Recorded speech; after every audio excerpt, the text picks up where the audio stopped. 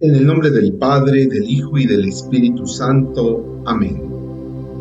Ven, Espíritu Santo, llena los corazones de tus fieles y enciende en ellos el fuego de tu amor. Envía, Señor, tu Espíritu y renueva la faz de la tierra. Oh Dios, que has iluminado los corazones de tus fieles con la luz del Espíritu Santo, haznos dóciles a sus inspiraciones para gustar siempre el bien y gozar de su consuelo. Por Jesucristo nuestro Señor. Amén. Epístola a los Romanos. Capítulo 1. Saludo.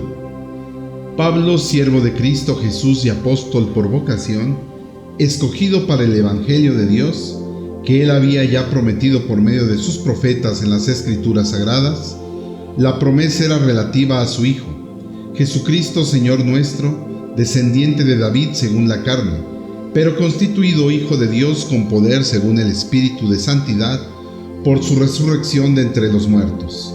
Por él hemos recibido la gracia del apostolado, destinado a promover la obediencia de la fe, para que su nombre sea alabado entre todos los gentiles, entre los cuales os contáis también vosotros, que habéis sido llamado por Jesucristo, a todos los amados de Dios que estáis en Roma, santo por vocación, a vosotros gracia y paz de parte de Dios nuestro Padre y del Señor Jesucristo. Acción de gracias y súplica. Ante todo, doy gracias a mi Dios por medio de Jesucristo, por todos vosotros, pues vuestra fe es reconocida en todo el mundo. Dios, a quien doy culto en mi espíritu, predicando el Evangelio de su Hijo, es testigo de lo mucho que me acuerdo de vosotros, hasta el punto de pedirle siempre en mis oraciones que, si es su voluntad, encuentre por fin algún día ocasión favorable de llegarme hasta vosotros. Me gustaría mucho visitaros, pero si os puede comunicar algún don espiritual que os fortalezca, o más bien, para sentir entre vosotros el mutuo consuelo de la fe que compartimos. Hermanos, quiero que sepáis que me propuse viajar hasta vosotros en numerosas ocasiones, pero hasta el presente me he visto impedido. Intentaba con mi visita recoger algún fruto, tanto entre vosotros como entre los demás gentiles, pues me debo a griegos y a bárbaros, a sabios y a ignorantes. De ahí mi ansia para llevaros el Evangelio también a los que habitáis en Roma. La salvación por la fe. La justificación. La tesis de la carta. No me avergüenzo del Evangelio, que es fuerza de Dios para la salvación de todo el que cree, del judío en primer lugar, pero también del griego, porque en él se revela la justicia de Dios de fe en fe, como dice la Escritura: el justo vivirá por la fe. A todos los hombres sin excepción bajo la ira de Dios. La ira de Dios en el pasado. En efecto, la ira de Dios se revela desde el cielo contra las maldades e injusticias de los hombres, que aprisionan la verdad con la injusticia, pues ellos tienen claro lo que se puede conocer de Dios, ya que el propio Dios se lo manifestó. Porque lo invisible de Dios, desde la creación del mundo, se manifiesta a la inteligencia a través de sus obras. Su poder eterno y su divinidad, en consecuencia, son inexcusables, porque, habiendo conocido a Dios, no lo alabaron como a Dios ni le dieron gracias. Antes bien, se ofuscaron en sus razonamientos, y su insensato corazón se entenebreció. Jactándose de sabios, se volvieron necios, y cambiaron la gloria del Dios incorruptible por una representación en forma de hombres corruptibles, de aves, de cuadrúpedos, de reptiles. Por eso, Dios los entregó a sus apetencias y deseos, hasta un grado de impureza tal que deshonraron entre sí sus propios cuerpos. Ellos cambiaron la verdad de Dios por la mentira, y adoraron y sirvieron a la criatura en vez de al Creador, que es bendito por los siglos. Amén. Por eso los entregó Dios a pasiones infames, pues sus mujeres invirtieron las relaciones naturales por otras contra la naturaleza. Igualmente los hombres, abandonando la relación natural con la mujer, se abrazaron en deseos los unos por los otros, cometieron actos infames hombres con hombres y en consecuencia recibieron en sí mismo el pago merecido de su extravío, y como no tuvieron a bien ahondar en el verdadero conocimiento de Dios, los abandonó Dios a los descarríos de su mente insensata, para que hicieran lo que no conviene. Por eso están llenos de toda injusticia, perversidad, codicia, maldad, envidia, homicidio, contienda, engaño y malignidad. Por eso son difamadores, detractores, enemigos de Dios, ultrajadores, altaneros, fanfarrones, ingeniosos para el mal, rebeldes a sus padres, insensatos, desleales, desamorados y despiadados.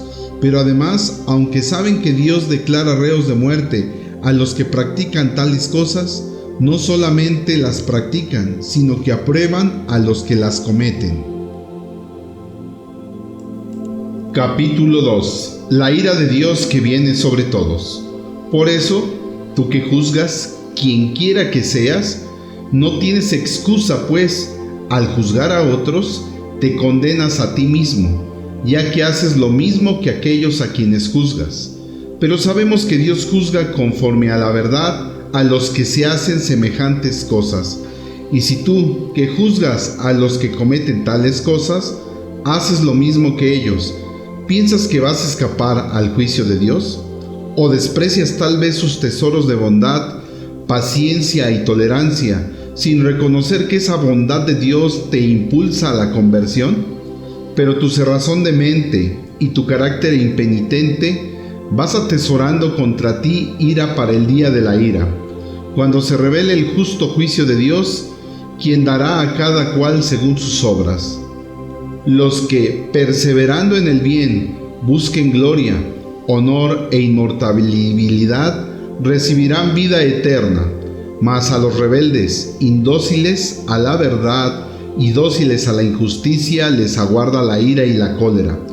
Sufrirá tribulación y angustia cualquier persona que obre mal, primero el judío, pero también el griego. En cambio, disfrutará de gloria, honor y paz todo el que obre el bien, primero el judío, pero también el griego, porque Dios es imparcial. Cuantos pecaron sin conocer la ley, morirán también sin ley, y cuantos pecaron estando sujetos a la ley, por la ley serán juzgados. Y es que Dios no considera justos a los que oyen la ley, sino a los que la cumplen. Estos serán justificados. En efecto, cuando los gentiles, aunque no tienen ley, cumplen naturalmente las prescripciones de la ley, para sí mismos son ley. Ponen de manifiesto que la realidad de esa ley está escrita en su corazón. Así lo atestiguan además su conciencia y los juicios contrapuestos, que emiten de condenación o alabanza, para el día en que Dios juzgue las acciones secretas de los hombres, según mi evangelio, por Cristo Jesús, el judío inobservante. Pero si tú, que te dices judío y te apoyas en la ley, y que te enorgulleces de creer en Dios, que conoces su voluntad, que disciernes lo mejor, educado como estás por la ley, que estás convencido de ser guía de ciegos y luz de los que andan en tinieblas, que te crees educador de ignorantes y maestro de niños, porque posees en la ley la expresión misma de la ciencia y de la verdad. Pues bien, tú que instruyes a los otros, ¿por qué no te instruyes a ti mismo? Predicas no robar y robas, prohíbes el adulterio y adulteras, aborreces los ídolos y saqueas sus templos. Tú que te glorías en la ley, deshonras a Dios al transgredirla, porque como dice la Escritura, el nombre de Dios por nuestra causa es blasfemado entre los gentiles. Ciertamente la circuncisión es útil si cumples la ley, pero si eres un transgresor de la ley, tu circuncisión se vuelve incircuncisión. En cambio, si el incircunciso guarda las prescripciones de la ley, ¿no se tendrá su circuncisión como circuncisión? De este modo, si un hombre que no está físicamente circuncidado cumple la ley, te juzgará a ti, que a pesar de contar con la letra de la ley y estar circuncidado, eres transgresor de la ley. Pues ser judío no depende de la experiencia exterior, ni es circuncisión la externa, la de la carne. El verdadero judío lo es en el interior, y la verdadera circuncisión es la del corazón, la que depende del espíritu, no de la letra. Una persona así recibe los parabienes de Dios, no de los hombres. Capítulo 3. Dios siempre justo. Entonces, ¿cuál es la ventaja del judío? ¿Qué utilidad tiene la circuncisión? La ventaja, de cualquier modo, es grande. Ante todo, a ellos les fueron confiados los oráculos de Dios. Es verdad que algunos de ellos fueron infieles, pero ¿acaso puede frustrar su infidelidad la fidelidad de Dios? De ningún modo. Dios tiene que ser veraz y todo hombre mentiroso. Como dice la Escritura, para que seas justificado en tus palabras y triunfes al ser juzgado. Pero si nuestra maldad realza la justicia de Dios, ¿diremos acaso que Dios es injusto porque descarga su ira sobre nosotros? Habló en términos humanos. De ningún modo. Si Dios fuera injusto, ¿cómo podría juzgar al mundo? Pero si con mi mentira sale ganando la verdad de Dios, para gloria suya, ¿por qué razón debo ser juzgado como pecador? ¿Y por qué no hacer el mal para que sobrevenga el bien? Como algunos calumniosamente nos acusan que decimos, esos tales tienen merecida su condenación. Todos pecadores. Entonces, ¿qué? ¿Llevamos ventaja? No del todo, pues ya hemos podido ver que tanto judíos como griegos están a merced del pecado, como dice la Escritura. No hay quien sea justo, ni siquiera uno. No hay uno solo que sea sensato. No hay quien busque a Dios. Todos se desviaron, a una se corrompieron. No hay quien obre el bien. No hay siquiera uno. Su garganta es como sepulcro abierto. Con su lengua urden engaños. Ocultan bajo sus labios veneno de áspides. Su boca rebosa maldición y amargura. Siempre están dispuestos a derramar sangre. Su conducta provoca ruina y miseria.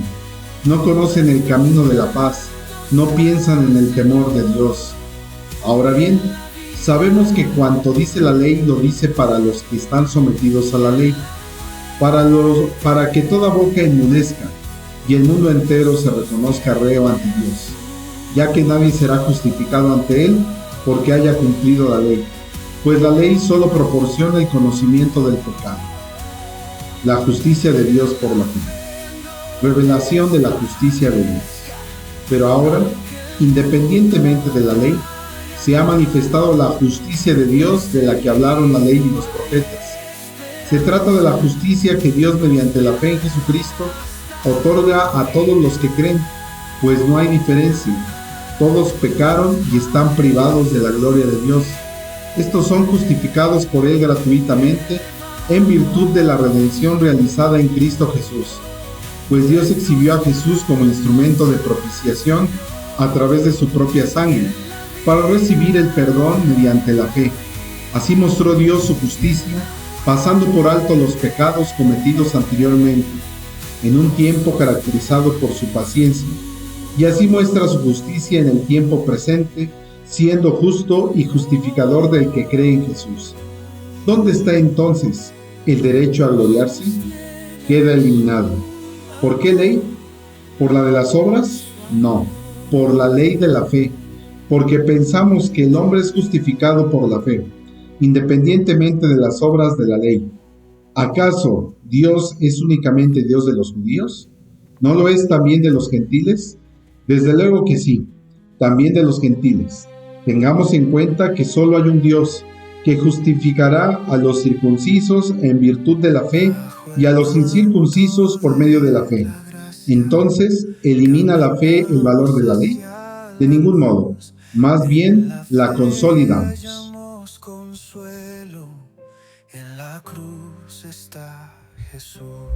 Capítulo 4. Argumento bíblico. Abraham justificado por su fe. ¿Qué diremos pues de Abraham, nuestro padre según la carne? Si Abraham obtuvo la justicia por las obras, ¿tiene de qué gloriarse? Mas no delante de Dios.